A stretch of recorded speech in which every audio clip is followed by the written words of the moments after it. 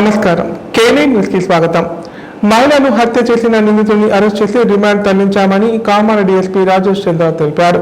లక్ష్మి అనే మహిళ ఒంటిపైనున్న నగల కోసం హత్య చేసినట్లు పేర్కొన్నారు. నిందితుని వద్ద నుంచి బంగారు కమ్మలు, మాటీలు, వెండి పట్టగొలుసు, సెల్ ఫోన్ స్వాధీనం చేసుకున్నామని తెలిపారు. కామారెడ్డి జిల్లా పోలీస్ కార్యాలయంలో ఏర్పాటు చేసిన మీడియా సమావేశంలో హత్యకు సంబంధించిన వివరాలను జిల్లా ఎస్పీ రాజేష్ చంద్ర వెల్లడించారు.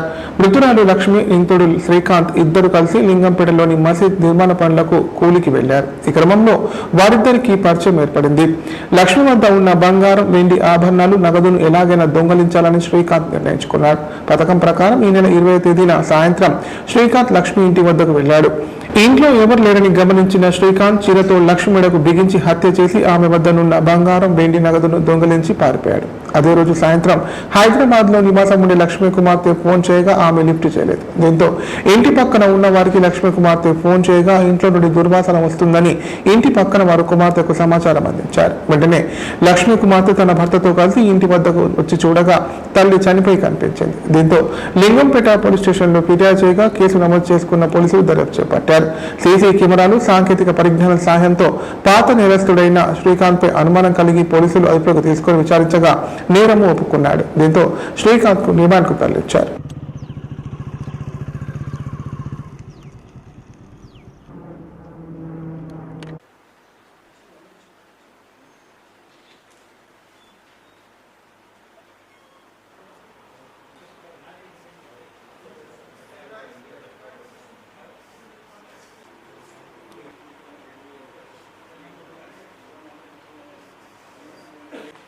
పరిధిలో ఈ మంత్ 23కి మనకు ఒక కంప్లైంట్ వచ్చింది.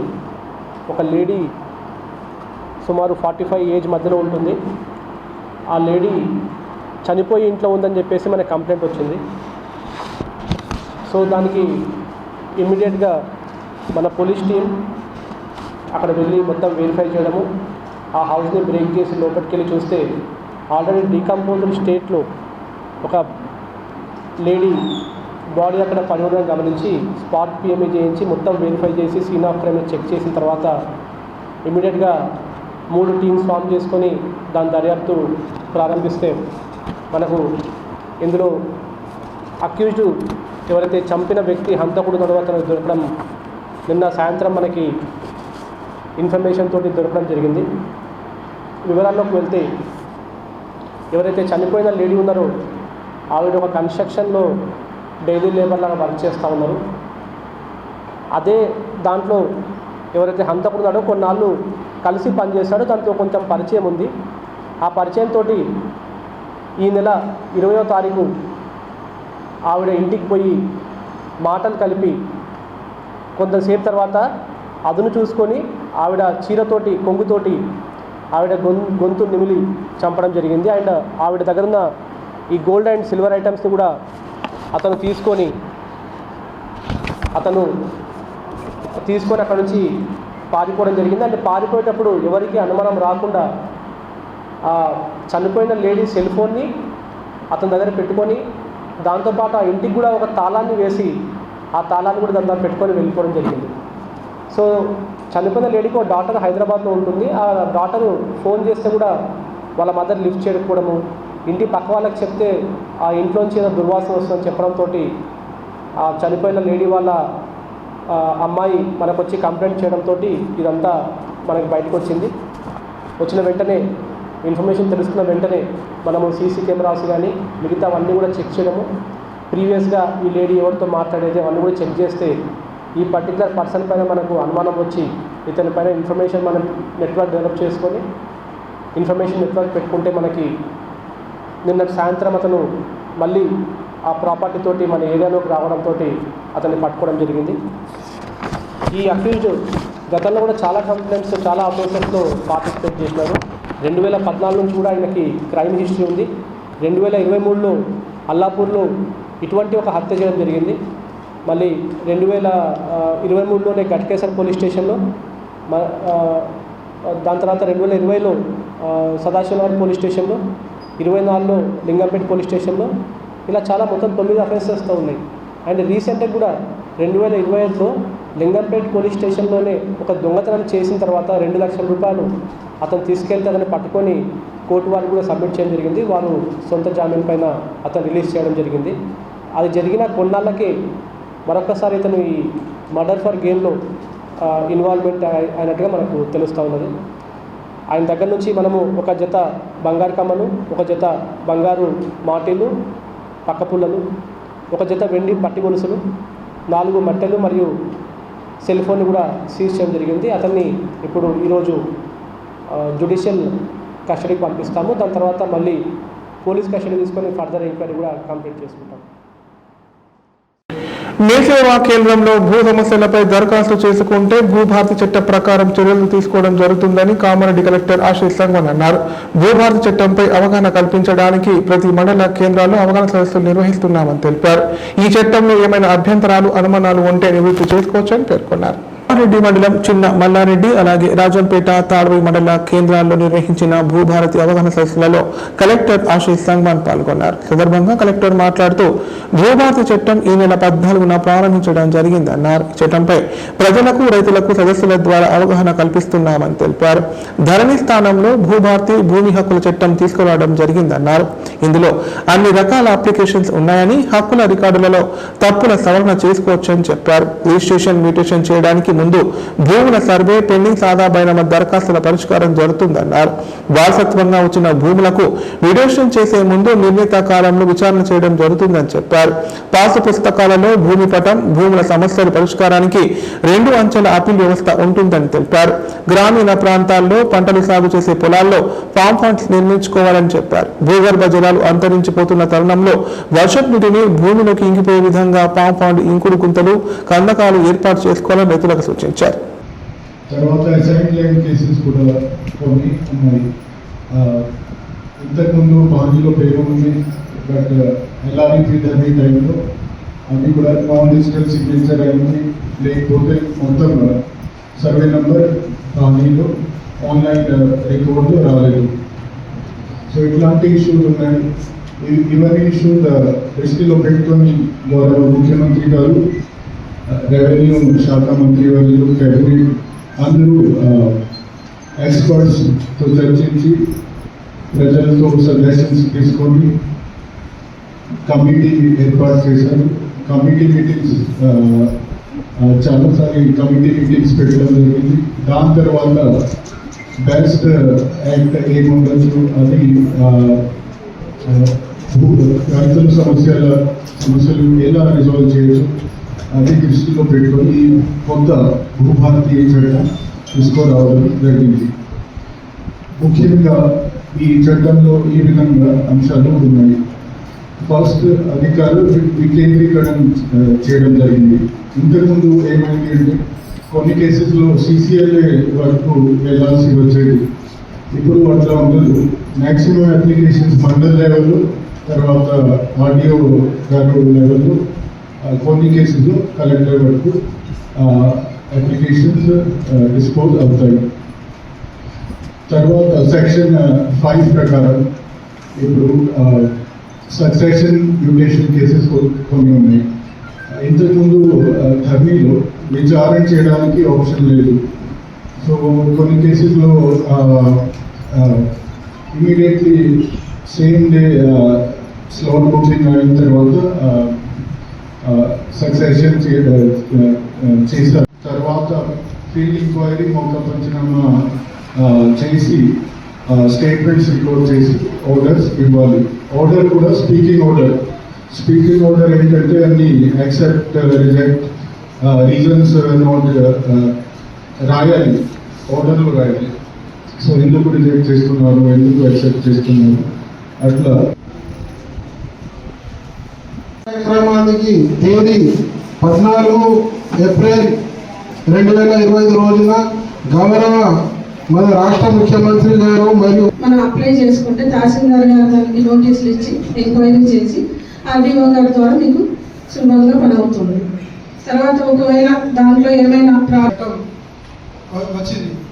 ఇంకా అదేవిధంగా మనకు ఏంటంటే సాదా బైనామాల విషయంలో కానీ, మన అన్నదమ్ముల ల్యాండ్ విషయంలో కానీ ఏదైతే ఇదొక మంచి అవకాశం తీర్చుకున్నప్పటికీ 2014 తర్వాత ధరణి వచ్చిన తర్వాత 2018 తర్వాత దాదాపు 85 నుంచి 90% పనులు అయిపోయింది. కానీ ఈ భూభారతి ద్వారా మిగిలిన ఆ 10% కూడా మాకు ఇక్కడ చిన్న డౌట్ సార్. ఇక్కడ ఇప్పుడు మన దగ్గర రెవెన్యూ వ్యవస్థ మా మండలంలో అయితే సక్రమంగా ఉంది సార్. అయితే ఈ భూభారతి చట్టంలో రిజిస్ట్రేషన్స్కి ముందు కంపల్సరీగా మ్యాపింగ్ వేసి ఇస్తామంటున్నారు సార్. మంచి ఆలోచన అది. కానీ అది ఆచరణలో ఎలా సర్వేయర్లు మన దగ్గర లేదు కదా సార్. దాని గురించి మీరు చెప్పాలని కోరుతున్నాం సార్. ఎందుకంటే తాళం వేసిన ఇళ్లని టార్గెట్ చేస్తూ దొంగలు చోరులకు పాల్పడుతున్నారు.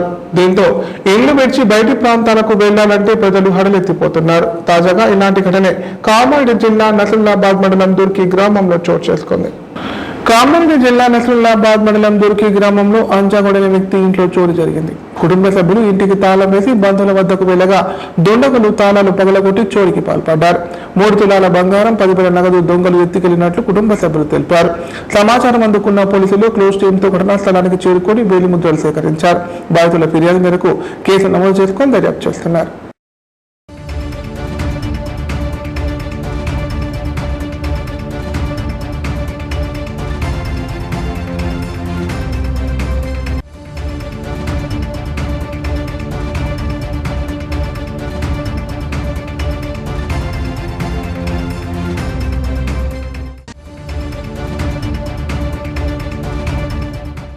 కామారెడ్డి జిల్లా మాచారెడ్డి మండల కేంద్రంలో రైతులు ఆందోళన బాట పట్టారు. ధాన్యం కొనుగోలు కేంద్రాన్ని తెచ్చి నెల గడుస్తున్నా కొనుగోలు చేయడం లేదని ఆగ్రహం వ్యక్తం చేస్తూ రోడ్డుపై బైఠాయించారు. ప్రభుత్వం చర్యలు తీసుకొని వెంటనే కొనుగోలు ప్రారంభించాలని డిమాండ్ చేశారు. ధాన్యాన్ని కొనుగోలు చేయాలని డిమాండ్ చేస్తూ మాచారెడ్డి మండల కేంద్రంలో రైతులు రోడ్డుపై బైఠాయించి ధర్నా నిర్వహించారు. కొనుగోలు కేంద్రం వద్ద 4 రోజులుగా ధాన్యం తూకం వేయడం లేదని ఆవేదన వ్యక్తం చేశారు. సందర్భంగా రైతులు మాట్లాడుతూ వరి ధాన్యాన్ని కళ్ళాల్లో పోసి 4 రోజులు గడిచిన ఐకేపీ సెంటర్లో తూకం వేయడం లేదని తెలిపారు. అకాల వర్షాల కారణంగా నిల్వ ఉన్న ధాన్యం కలిసి రైతులకు నష్టం జరగక ముందే ప్రభుత్వం చర్యలు తీసుకొని వెంటనే కొనుగోలు ప్రారంభించాలని డిమాండ్ చేశారు. అధికారులకు ఎన్నిసార్లు ఫోన్ చేసినా ఎలాంటి చర్యలు తీసుకోవడం లేదని ఆగ్రహం వ్యక్తం చేశారు.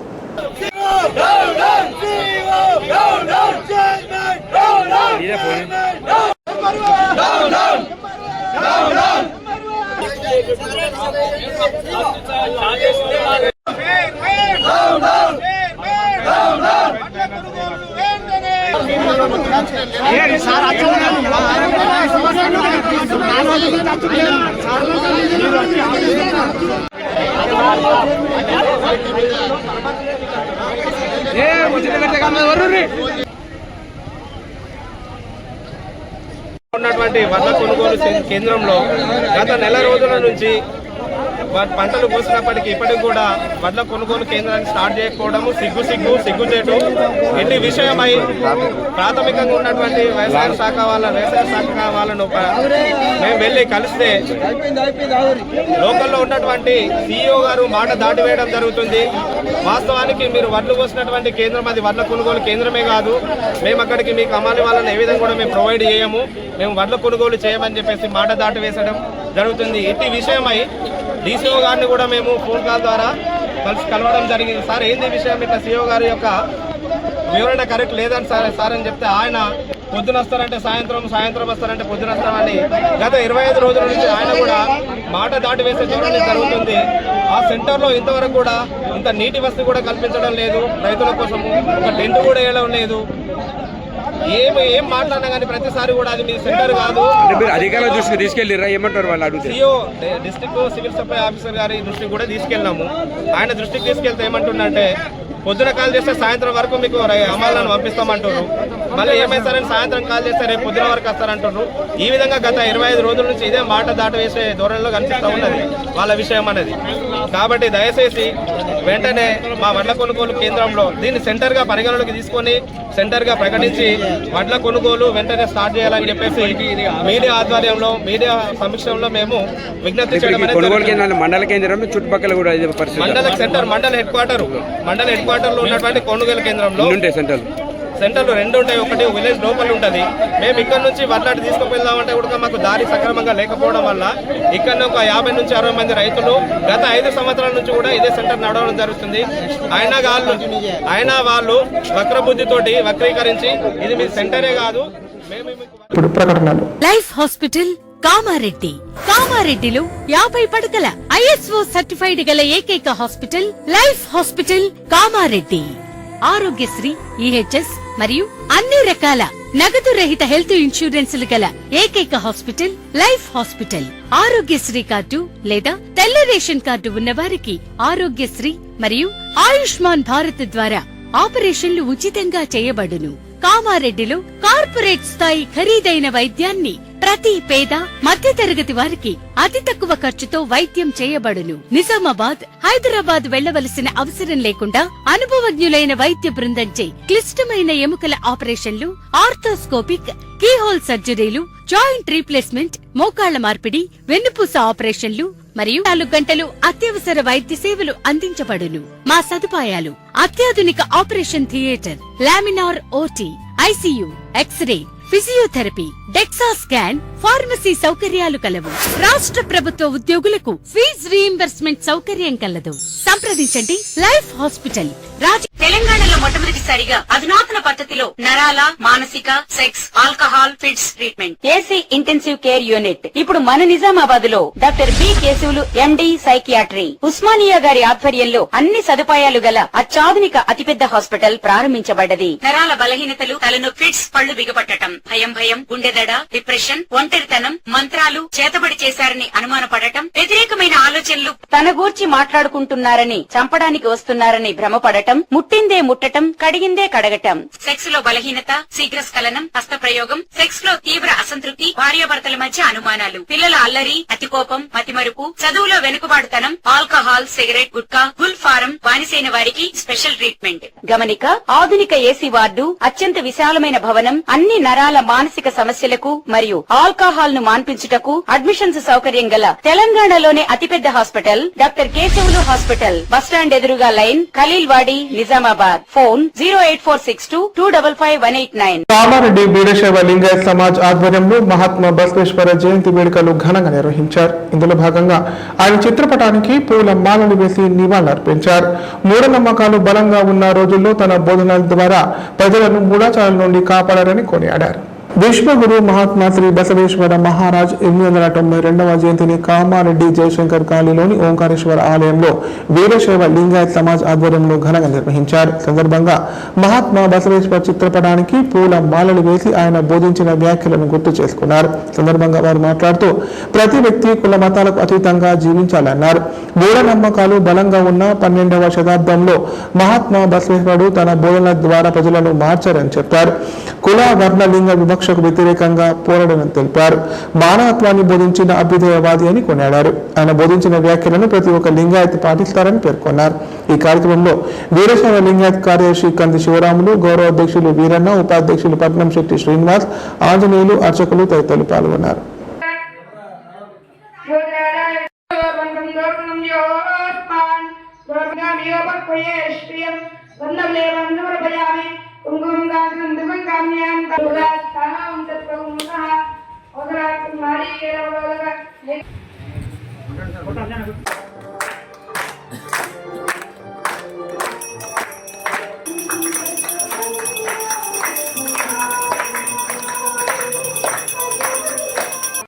జయంతిని 892వ జయంతిని ఈరోజు కామారెడ్డి జయశంకర్ కాలనీలో గల ఓంకారేశ్వర ఆలయంలో వీరశైవ లింగాయత్ సమాజ్ ఆధ్వర్యంలో ఈరోజు ఆయన జయంతి కార్యక్రమాన్ని నిర్వహించడం జరిగింది. ప్రతి సంవత్సరం కూడా వీరశైవ లింగాయత్ సమాజ్ ఆధ్వర్యంలో మహాత్మా బసవేశ్వర జయంతిని మేము నిర్వహిస్తున్నాము. అలాగే ఈ 12వ శతాబ్దంలో ఆయన గొప్ప సంఘ సంస్కర్తగా పేరొందినటువంటి మహాత్మా బసవేశ్వరుడు ఆయన ఎన్నో కులాల మతాలను కూడా అన్ని సమానమే అంటూ ఆ కాలంలోనే 12వ శతాబ్దంలోనే ప్రచారం నిర్వహించేసి అన్ని కులాలను, కుల వృత్తులు అందరినీ ఏకం చేసేసి కష్టాన్ని నమ్ముకొని బతకాలని చెప్పి సూచించినటువంటి గొప్ప సంఘ సంస్కర్త అయినటువంటి మహాత్మా బసవేశ్వరుడి జయంతిని ఈరోజు మేము జరుపుకోవడం సంతోషంగా ఉంది. అలాగే ప్రభుత్వం కూడా ప్రతి సంవత్సరము అన్ని ప్రభుత్వ కార్యాలయాల్లో మహాత్మా బసవేశ్వరి యొక్క జయంతిని నిర్వహించాలని ఆదేశాలు జారీ చేశారు. గుర్తింపు లేని పాఠశాలలో తల్లిదండ్రులు తమ పిల్లలను చేర్పించవద్దని బాన్స్వాడ ఎంఈఓ నాగేశ్వరరావు కోరారు. అనుమతులు లేకుండా ప్రైవేటు పాఠశాలలు నిర్వహిస్తే చట్టపరమైన చర్యలు తీసుకుంటామని హెచ్చరించారు. ప్రభుత్వ పాఠశాలలో చదివే విద్యార్థులకు యూనిఫామ్తో పాటు పుస్తకాలు పంపిణీ చేస్తామని పేర్కొన్నారు. కామారెడ్డి జిల్లా బాన్స్వాడలో ఎంఈఓ నాగేశ్వరరావు మీడియా సమావేశం నిర్వహించారు. సందర్భంగా ఆయన మాట్లాడుతూ అనుమతి లేకుండా ప్రైవేటు పాఠశాలలు నిర్వహిస్తే చట్టపరమైన చర్యలు తీసుకుంటామని హెచ్చరించారు. గుర్తింపు లేని పాఠశాలల్లో తల్లిదండ్రులు తమ పిల్లలను చేర్పించవద్దని విజ్ఞప్తి చేశారు. ప్రభుత్వం ఉపాధ్యాయులకు వేసవి కాలంలో శిక్షణ తరగతులు నిర్వహిస్తున్నట్లు పేర్కొన్నారు. ప్రభుత్వ పాఠశాలలో చదివే విద్యార్థులకు యూనిఫామ్తో పాటు 50,000 పుస్తకాల సెట్లు జూన్ 12 వరకు పంపిణీ చేస్తామని తెలిపారు.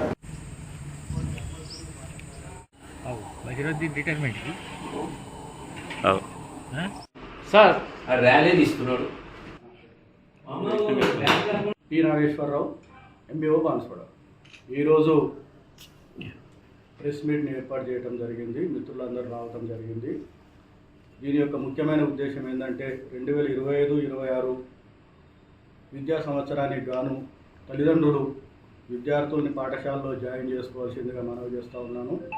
అయితే బాన్స్వాడ మండలంలో అనుమతి లేని పాఠశాలలు కొన్ని 25-26 విద్యా సంవత్సరానికి అడ్మిషన్స్ చేస్తున్నారని తెలిసింది. కాబట్టి అటువంటి అనుమతి లేని పాఠశాలల్లో విద్యార్థులను జాయిన్ చేయొద్దు అని కోరుతా ఉన్నాం. ఏవైతే అనుమతి ఉన్న పాఠశాలల్లో మాత్రమే విద్యార్థుల్ని జాయిన్ చేసి విద్యార్థుల భవిష్యత్తు చక్కగా ఉండే విధంగా తల్లిదండ్రులు చర్యలు తీసుకోవాలని మా విద్యాశాఖ తరఫున మీకు తెలియజేస్తూ ఉన్నాం. ఏదైతే ఈ విద్యా సంవత్సరం అనుమతి లేకుండా పాఠశాలలు నడుపుతారో వాళ్ళకి శాఖాపరమైన చర్యలు వాళ్ళపై ఉంటాయి. తల్లిదండ్రులు ఎవ్వరు కూడా అనుమతి లేని పాఠశాలల్లో విద్యార్థులని జాయిన్ చేయకూడదు. నుంచి అనుమతి తీసుకోకుండా సంస్థ యజమానులు కూడా పాఠశాలల్ని తెరవాలనే ఆలోచనని బంద్ చేసుకోవాలి. అటువంటి ప్రయత్నాలను విరమించుకోవాలని తెలియజేస్తాం. అదేవిధంగా ఈ సంవత్సరం సమ్మర్ క్యాంప్స్ కూడా ఉపాధ్యాయులకి ట్రైనింగ్ ప్రోగ్రామ్స్ జరుగుతూ ఉన్నాయి. మరి విద్యార్థులకు కూడా సమ్మర్ క్యాంప్స్లో భాగంగా రకరకాల యాక్టివిటీస్కి సంబంధించి ప్రోగ్రామ్స్ సమ్మర్ క్యాంప్స్లో మనం అందిస్తూ ఉన్నాం. అదేవిధంగా యూనిఫామ్స్ కూడా బాన్స్వాడ మండలంలో యూనిఫామ్స్ కూడా యూనిఫామ్ క్లాత్ వచ్చింది. విద్యార్థులకు కావాల్సినటువంటి యూనిఫామ్స్ను కూడా జూన్ 12కి అందిస్తూ ఉన్నాం. 50,000 పుస్తకాలు కూడా మనకి ఈ విద్యుత్ ఆఘాతంతో మల్టీపర్పస్ కార్మికులు మృతి చెందిన సంఘటన కామారెడ్డి జిల్లా నాగిరెడ్డిపేట మండలంలో చోటు చేసుకుంది. కాగా విద్యుత్ గ్రామ పంచాయతీ అధికారుల నిర్లక్ష్యంతోనే కార్మికులు మృతి చెందాడని కుటుంబ సభ్యులు గ్రామస్తులు ఆరోపించారు. వెంటనే ప్రభుత్వం స్పందించి మృతుని కుటుంబాన్ని ఆదుకోవాలని డిమాండ్ చేశారు. విద్యుత్ శాఖ అధికారుల నిర్లక్ష్యంతో స్తంభాలకు బల్బులు మారుస్తుండగా ప్రమాదవశాత్తు విద్యుత్ షాక్ తగిలి మల్టీపర్పస్ వర్కర్ మృతి చెందాడు. ఈ ఘటన కామారెడ్డి జిల్లా నాగిరెడ్డిపేట మండలంలోని చిన్న ఆత్మకూరు గ్రామంలో మంగళవారం సాయంత్రం చోటు చేసుకుంది. గ్రామస్తులు తెలిపిన వివరాల ప్రకారం పెద్ద ఆత్మకూరు గ్రామానికి చెందిన మహమ్మద్ బాబా స్థానిక గ్రామ పంచాయతీలో మల్టీపర్పస్ వర్కర్గా పనిచేస్తున్నాడు. కాగా మంగళవారం సాయంత్రం బాబా స్తంభానికి బల్బులు పెడుతుండగా స్తంభం పైన 11 kV విద్యుత్ వైర్లు ఉండడంతో ప్రమాదవశాత్తు షాక్ తగిలి మృతి చెందినట్లు తెలిపారు. విద్యుత్ శాఖ అధికారులతో పాటు గ్రామ పంచాయతీ అధికారుల నిర్లక్ష్యం కారణంగానే బాబా విద్యుత్ షాక్ తగిలి మృతి చెందినట్లు కుటుంబ సభ్యులు గ్రామస్తులు ఆరోపించారు. కార్మికుడు చనిపోయిన సంబంధిత శాఖ అధికారులు ఎవరు కూడా సంఘటన స్థలానికి గాని కుటుంబ సభ్యుల దగ్గరికి గాని రాలేదని ఆవేదన వ్యక్తం చేశారు. కాగా మృతునికి భార్య సాబిరా బేగం, 9 సంవత్సరాల కుమారుడు అశ్వాక్లు ఉన్నారు. నిర్లక్ష్యం వహించిన అధికారులపై ప్రభుత్వం చర్యలు తీసుకొని మృతుని కుటుంబాన్ని ఆదుకోవాలని గ్రామస్తులు డిమాండ్ చేశారు.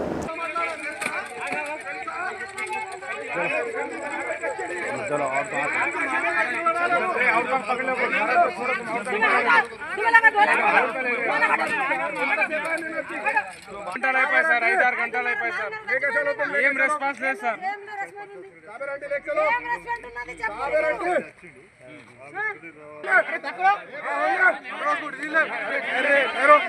छोटा डाल चले जाता हूँ, अभी कब तक देखते हो?